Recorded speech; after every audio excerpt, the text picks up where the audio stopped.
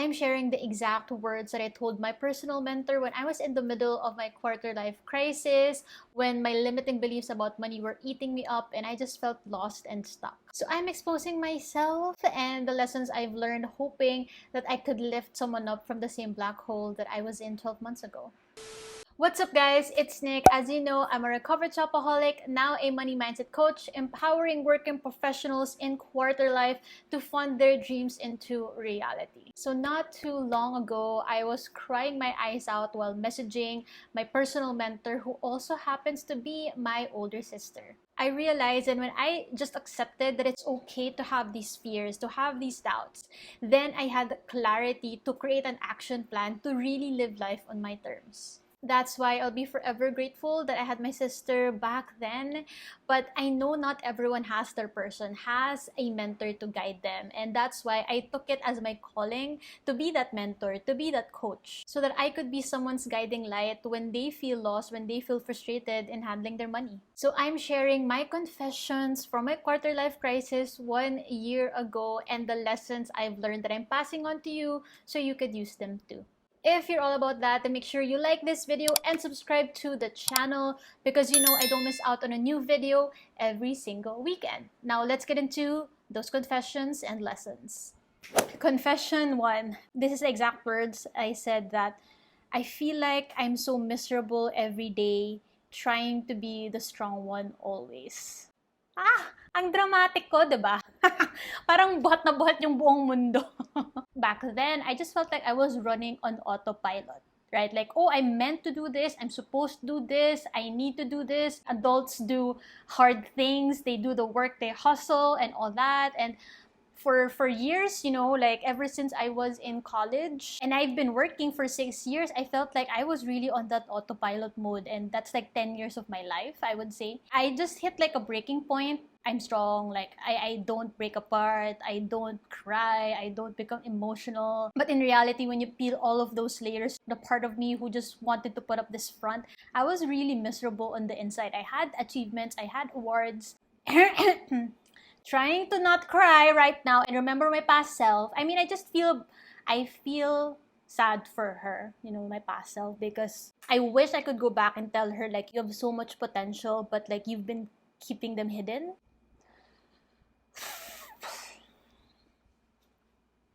It's okay to put your guard down. It's okay not to be so strong all the time. It's okay to break down, because sometimes you just need to feel the feelings, and after that you're like, okay, here's the action plan. And you know, that's what really happened to me, and I needed to stop putting this pressure on myself to be so strong all the time. That's why I get so passionate about coaching my clients to be like, oh my gosh, you need to see what I'm seeing, that you have more than enough. You are so freaking capable to start that business, to move out on your own, to stand up for what you believe, and to set boundaries, to actually do what you want out of life. You know, my money lesson here is that your life crisis translates to your money decisions, both good and bad. That's what I realized, is that when you are in crisis mode, you do everything that you can to not feel like you're in crisis mode, okay? So like back then when I felt so stuck, I felt so miserable, I felt like I was breaking down. Like before it would even happen, I would distract myself with impulsive purchases, with mindless shopping, mindless scrolling, so that I won't feel the feels, right? Because if you feel the feels, like it just overflows and you don't know when it's gonna stop. And that's what happened to me. Like when I just felt the feels and realized that, girl, you've just been distracting yourself with accumulating so much stuff, buying stuff you don't need. I was consuming my life with that because I was scared to face myself in front of the mirror and realize that, girl, you are in an existential crisis and you need to figure out your life. So that's what I asked to you, like, what are you distracting yourself from? Yeah, because oftentimes when we are impulsively doing something with our money, with our purchases, when we are mindless with how we spend our money, it's because we are distracting ourselves from something much deeper that we are trying not to face. The good side is, because I was in that crisis mode, and because after I felt all the feels, right, now I was like, okay, so how do we do things differently now? And that's when I became clear on my goals, my vision for my life, went through like a journey of self-discovery with myself. And good thing, yeah, I had like a mentor then. That led me to better money decisions when I decided to be like, okay, let's suck it up and like save up for what I really wanted, save up for the business that I actually want, that I've been thinking about the back of my head for years. So I always wanted, apparently, I've always wanted to be a coach in some way. I wrote it on my journal 2 years ago in May 2019. Like, how crazy is that? That I wanted to be a life coach to empower others to overcome the same struggles I've been through, and that's what led me to better money decisions. I invested in skills, in courses, and my time, really, my time, my mental energy towards making it happen. And that's what led me to where I am today. By the way, if you're curious on how you can also master mindful spending and saving habits, I share my exact step-by-step framework in my free training, which you can access through the link below. You just sign up and then I will send you the link to the video via email, and it's really packed with a lot of information that will take you on that first step that you need to take to get out of a rut, to get out of any kind of crisis that you're in right now. After you watch that, I would love to hear your thoughts about the training or this video. If you were able to relate with it, DM me on Instagram, because I love chatting with you guys over there and hearing your stories, hearing, your lessons as well from my videos. It really means a lot to me knowing that there is a person at the other end of the screen that is learning from my struggles and how I've overcome them. Confession number 2.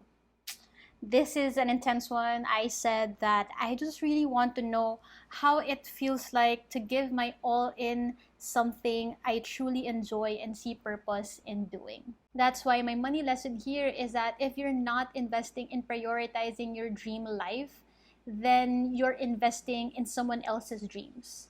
I realized that that's what I've been doing. I was building up this quote-unquote dream life that is supposed to look good or look successful according to society standards, but I realized like that wasn't aligned to really who I am at the core, or like it wasn't staying true to my values and my own goals. And so what the hell was I doing? If I continue on this path, then I'm building a life that someone else wants, not what I want. Yeah, despite the fears of uncertainty and all that, I was like, then when else am I gonna do this? When I already have a family, when I'm already old and like I have the money? Like, don't you want to live a life that is true to yourself, that is according to your terms, that is according to what brings you freedom and happiness? And because I coach clients who realized that they wanted to have a complete shift in their career, like complete 180 change. Or I have clients who really want to do their business full time and not continue on with their corporate jobs. I also have people who want to do both, who want to, let's say, run their business while they enroll in law school, and like a whole completely new chapter in their lives. And something hits us like, oh my gosh, this is not familiar, this is new. How can I make sure that it'll work? What if I fail? What if it's not what I pictured it to be? But the question is, what if it does work out? What if it does happen the way you imagined it, the way you picture it, the way that you are living life on your terms? How will you know if you never try?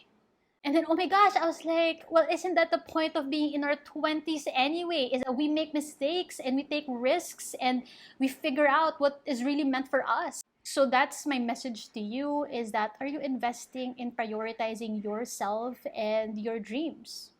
Because it's just one of the two routes. If you're not, then you're living someone else's. I actually want to give a shout out to one of my client wins, and this is from Angelica. So Angelica, who realized that she has more than enough to live life on her terms. So this is what she said. I felt like I didn't have enough for my living expenses and to give myself little rewards because I wasn't sure if the breakdown of my budget was a balanced one. And it also extended to not feeling enough for others. I am now aware that I have and I am enough. My far future is already made with the multiple investments I have in place, and the biggest result was knowing where each investment would go, that it makes sense for me, and knowing where it would fit into my own dreams. And also the realization to start living life in my own terms and not be dictated by others' expectations, which made me jumpstart my emergency fund. Finishing the 8-week session was worth it. So this is from one of my graduates inside my one-on-one program, and it just really fills my heart when I get to lift someone from the same, analysis paralysis and overthinking that I was in before. And that's what I hope for you as well. So if you are curious about my one-on-one program, you can check the link below on my website with all of the details over there. You can book a free assessment call to discuss if I'm the right coach for you, if I could help you with your goals and all that, based on all the clients that I've helped through my program. So you can check that out. Confession number 3. This is what I said. Filing these thoughts under things I wish I would do but would never because I need to be responsible. So these thoughts that I was pertaining to was like, oh, I wish I could do my YouTube full time. I wish I could, create more impact to people's lives. I wish I could mentor others. Those were the things that I've always wanted to do more of, but I just didn't know how and where to start.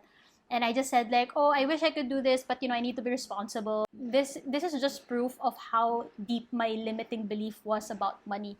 Because at that time, I already had the savings. I had an emergency fund back then. I could do what I'm doing now if I could, but I was just allowing these limiting beliefs to eat me up, because it goes back to like, what if I fail? What if like this is not the responsible route that I'm supposed to take as an adult and all that? That's the thing. Sometimes responsibility, we put it upon us. We allow it to weigh ourselves down to the point that we feel crippled by our financial fears, our financial doubts, and we're just stuck. And we just keep going in this endless cycle of like, let me just buy things to make me feel good at the moment, but not spend too much because I need to save and all that. And like that's what happened to me. Like I had accumulated savings, but like, was I really enjoying life? Was I really going after what I wanted? So my money lesson here for you to think about is, what's the point of accumulating money if you can't spend it to live a life according to your terms? Right? I mean, if you are just going day by day, running on autopilot, you're allowing everyone else to think that you're reliable, you're dependable, but how about you? Like, are you prioritizing your own self, your own wants, your own desires, true desires? This is not the thing that you can just buy online, but like those big dreams. That's why I love coaching my clients to achieve their life goals, because that's how money should be spent, towards the big dreams that actually fulfill us. Like with my clients who are now able to move out and live independently, who are able to have the timeline and concrete action plan to start their business debt-free, or to finally have that clarity on saving up for that down payment on that property or that house and lot. Like these are the things that like make me so passionate, because my clients are like, oh my gosh, like it's super achievable, but like I've just been making excuses that I couldn't. What matters is you take that first step. You don't just stay where you are in the safe place because it's safe enough. Are you enjoying when you're just safe? That's why I love coaching my clients on building their emergency fund, their freedom fund. What if you take that first step now so that you come into 2022 with a bang? I also put in my journal, which kind of makes me like emotional when I look back at it. I put there, so last December 2020, I put there that 2021 will be my year to go after what I truly want. Definitely 2021 has been my year, because I put in the work. I decided to be honest to myself on what I really wanted, and that's what I'm just super passionate about in coaching my clients, is for them to see that the answers have been within them all along, like the goals that they've always wanted, but then they just refuse to bring to the surface because they're scared, because they're doubting themselves. And I get it, because I've been there. That's what I hope for you, is that tune into yourself and check back. Because what if 2022 will be your year? What if you step into 2022 knowing that you're gonna be committed, you're gonna take the action, you're going to make better money decisions because you decided to prioritize yourself. So again, if you want to have that mentor, if you want to have an accountability partner, then I would love to be your coach. I would love to welcome you inside my one-on-one program, link in my bio below, where we really talk about how you can master mindful spending and saving habits under 60 days, so you can have the concrete timelines and clarity and confidence in yourself to make better money decisions in funding your dream life. Because it's either now or you're just delaying it. That's what I always say, because I've delayed it for so long in my life, for years, right? Until I like slapped myself in the face. My job as a coach is for you to discover your full potential, to know that you have choices. You know, it's no more of like, I have no choice, this is it, this is the life that I have been given and I can't do anything about it. No. My job as a coach is for you to see that there are limitless opportunities. There are so much choices for you to choose from. So I hope to get in touch with you and let us enter 2022 with a bang, that things are gonna happen, that this year is gonna be your year. So if you're curious to know more about my journey, you can check out this video when I share more details on how I funded my dream life at 26. And there's a lot of stories and lessons packed over there as well. So I will see you there.